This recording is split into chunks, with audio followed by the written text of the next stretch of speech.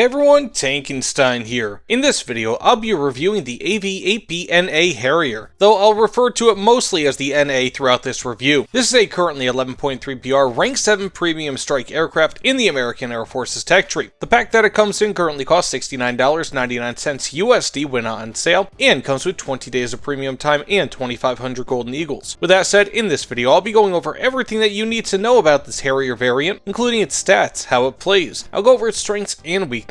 I'll give it some scores in several key areas, and then I'll give my final recommendation on if I feel this vehicle is worth purchasing or not. With that said, if you like this kind of video, please consider subscribing to my channel, but without further ado, let's get into the review. Now to start, I'll place the stat card here on the side of the screen. Important things to know are its top speed and its armament. Now for how it plays. For ARB, the AV-8B NA is simply decent. While it has up to 4 capable AIM-9Ls, they are easily flared away, which makes them difficult to successfully use in a head-on. Rather, you have to take enemies by surprise by attacking distracted players in order to be successful with these missiles. Thankfully, for a short-range IR missile, they do have decent range, and a shot from 3.5 kilometers away against a perpendicular enemy is doable. Regardless, the overall performance on the NA to be able to get into position for such shots is mediocre at this BR. While it is subsonic, being limited to give or take around 0.91 Mach at sea level in most instances, it is still surprisingly maneuverable for a Harrier. The AV-8A this is not. Still, that's relative to Harriers. Compared to other aircraft like fighters, the maneuverability on the NA is good enough to turn with a lot of them, but the lack of speed will quickly put you at a disadvantage in such scenarios. Thankfully, from very low speeds, the NA has among the best acceleration in War Thunder. Unfortunately, however, beyond 600 kilometers per hour, and much more so beyond 900 kilometers per hour, the NA Harrier begins to slow substantially and cannot even remotely keep up with its afterburning rivals. Because of this major speed limitation, the NA is essentially relegated to acting as a support aircraft in air battles, attacking distracted enemies, ground targets, and occasionally going after bases. Before we talk about its base attack capability, an important thing to note is that the NA lacks a radar and radar-guided missiles, making it a close-range aircraft only. This takes away a lot of versatility that similar BR aircraft benefit from in terms of air-to-air combat. Additionally, while powerful, the 25mm cannon is not built into the NA and must be equipped in each loadout in which you intend to use it. It can easily destroy enemy aircraft, but because the NA lacks a radar, it also lacks radar-guided sights, which could make it difficult using this cannon for some players, at least against enemy aircraft. Regardless, back to the base striking capability of the NA,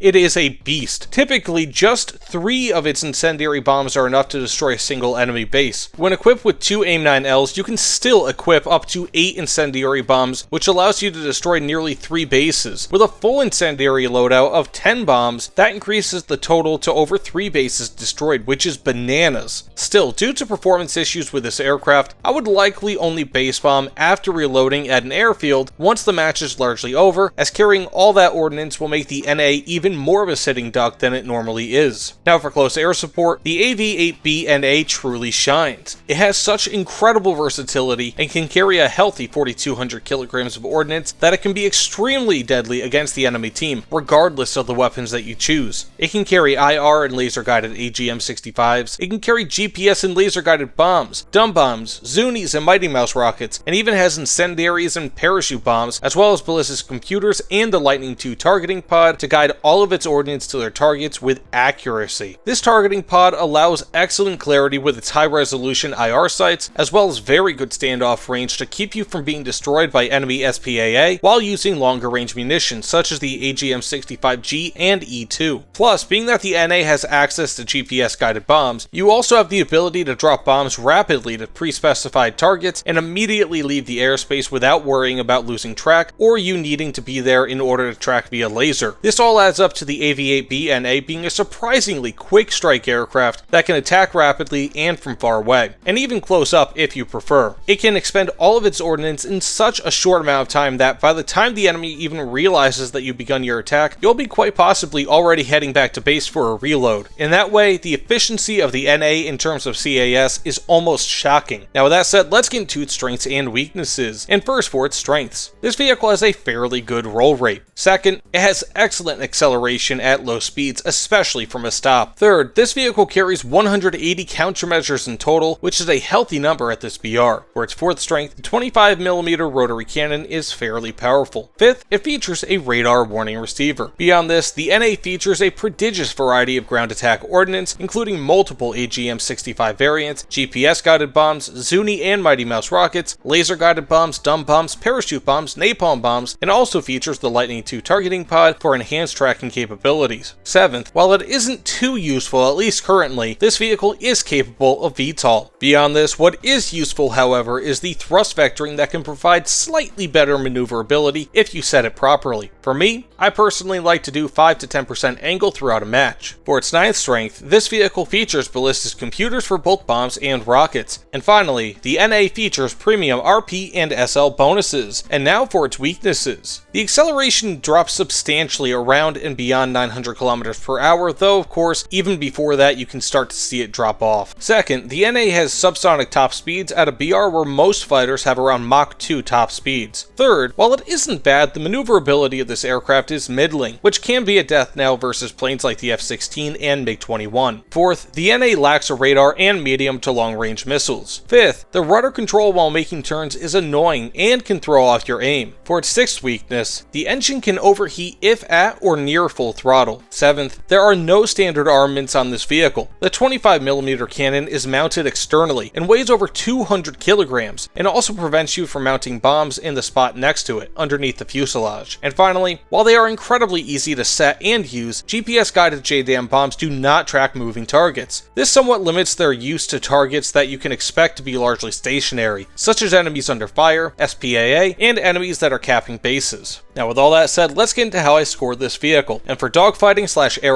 RB, I give it a 4.75 out of 10. Oddly enough, the NA is very average in terms of air RB, though possibly even a touch below average depending on how you view it. While the NA has up to 4 AIM-9L all-aspect missiles, they aren't all too amazing, especially nowadays when everyone is so flare happy. They are better than rear aspect missiles to be sure, but they are easily fooled by flares. The AV-8B NA itself is fairly poor in terms of flight performance outside of those fairly decent to even good AIM-9Ls. The NA is subsonic, has decent but not amazing maneuverability, and lacks an afterburner. As such, while it rockets off the runway at the beginning of any match, the NA is simply slow beyond those initial low speeds relative to most other aircraft in a match. It has a decent cannon, but some people may find it difficult to use with its limited ammo and total lack of a radar, which means that you do not get a radar-guided gun sight. You can certainly get kills with this plane, especially in a down tier and against lower skilled premium players, but there isn't too much about this vehicle really that stands out. Now for close air support, I give it a 7.75 out of 10. CAS is what the NA specializes in. It has a huge variety of effective ordnance that it can carry to destroy the enemy in any way that you want. If you like IR-guided ATGMs, you have the AGM-65G. If you like laser-guided ATGMs, you have the AGM-65E2. If you want GPS-guided bombs, you have plenty of them. You even have quite literally tons of dumb ordnance that includes parachute bombs, rockets, and much more, all of which use ballistic computers. Heck, the guided weapons can even benefit from the excellent Lightning II targeting pod for extended range, easier targeting, and enhanced IR sights. You can even use an effective 25mm cannon for strafing, which has up to 66mm of armor pen under ideal circumstances. Mix in tons of countermeasures to help avoid the extremely powerful SPAA that you'll find at this BR, and the AV-8B NA is easily among the best premium close air support planes in War Thunder. In fact, it's likely among the most powerful of any plane, premium or otherwise. The only downside is that while the ATGMs are powerful, especially in conjunction with the Lightning II, they don't have insane range and will sometimes require you to be within the range of the more powerful SPAA that it might fight. Now with that said, overall, I give it a 6.25 out of 10. While the AV-8B NA is middling insofar as air combat is concerned, and can either do well or poorly depending on how aware the enemy team is of your missiles, it becomes far more capable in terms of close air support. It can use any number of weapons to destroy enemies, as it has quite literally loads of options for anyone to feel at home. This is extremely important as it allows any players with some high tier CAS knowledge to be devastating to ground forces. Overall though, this adds up to a semi-serviceable air RB aircraft and an extremely powerful boost to any ground lineup. Now with that said, do I recommend the AV-8B NA for purchase? Yes, I do, at least if you need a great CAS aircraft for top tier American ground. While it isn't amazing in air battles, it can still still largely hold its own, despite being hit or miss in that regard. For CAS, however, this vehicle is a beast. It has equivalent CAS capabilities to the regular tech tree AV-8B+,